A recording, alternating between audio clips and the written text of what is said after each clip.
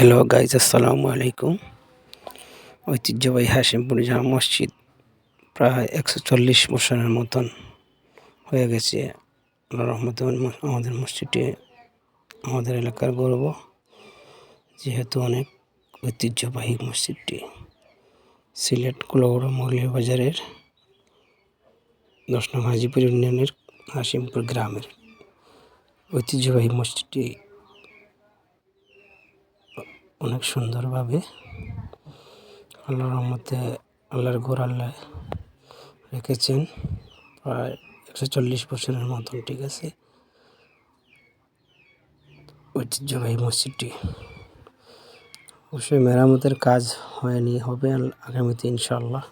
সবাই দোয়া করবেন, বেশি বেশি লাইক শেয়ার ফলো করেন। আসসালামু আলাইকুম।